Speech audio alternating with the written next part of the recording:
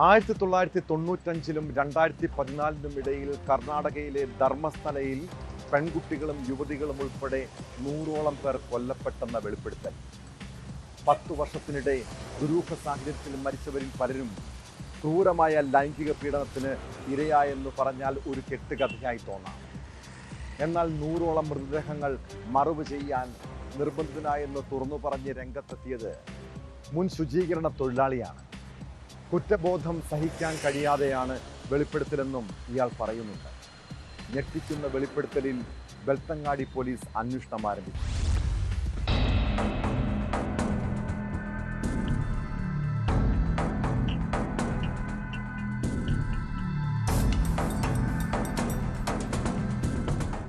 കർണാടകയിൽ 10 വർഷത്തിനിടെ കൊല്ലപ്പെട്ട 100 കണക്കിന് മൃതദേഹങ്ങൾ രഹസ്യമായി കുഴിച്ചുമൂടാൻ നിർബന്ധിതനായെന്ന വെളിപ്പെടുത്തലുമായാണ് മുൻ ശുചീകരണ തൊഴിലാളി രംഗത്തെത്തിയത്.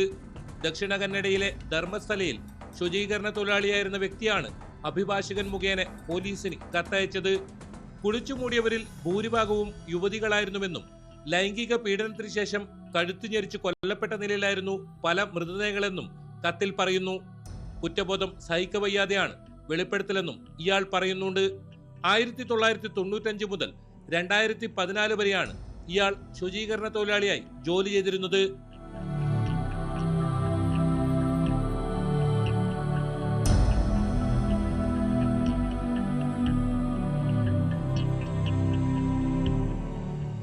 ആദ്യ മൃതദേഹം മറവ് ചെയ്യാൻ വിസമ്മതിച്ചതോടെ സൂപ്പർവൈസർ മർദ്ദിക്കുകയും ഭീഷണിപ്പെടുത്തുകയും ചെയ്തു.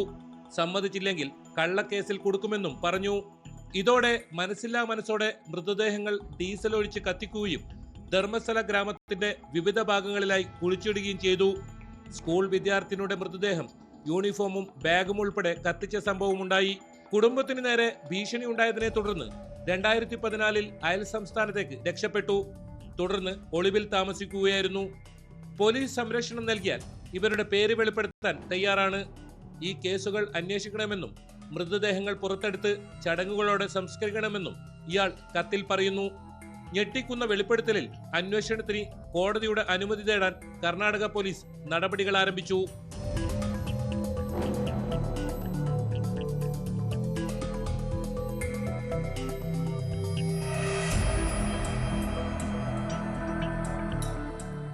ന്യൂസ് 18 മംഗളൂരു.